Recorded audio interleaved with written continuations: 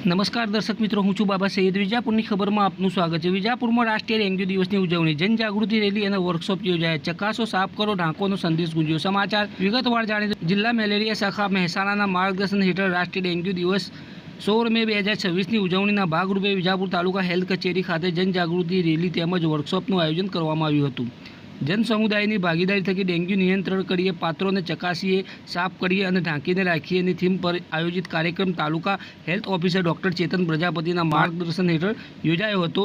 સવારે સરકારી દવાખાનાથી પ્રસ્થાન પામેલી જનજાગૃતિ રેલીમાં તાલુકા હેલ્થ સુપરવાઇઝર મુકેશ ચૌહાણ સહિત વિજાપુર તાલુકાના મલ્ટીપર્પઝ હેલ્થ વર્કર ભાઈઓ, સુપરવાઇઝર ભાઈઓ, કોમ્યુનિટી હેલ્થ ઓફિસર અને ફિમેલ હેલ્થ વર્કર બહેનો મોટી સંખ્યામાં જોડાયા હતા. રેલી સરકારી દવાખાનાથી નીકળીને તાલુકા પંચાયત કચેરી, ખત્રીકુવા, નગરપાલિકા કચેરી, વિજાપુર સુધી જુદા જુદા વિસ્તારોમાં ફરી હતી.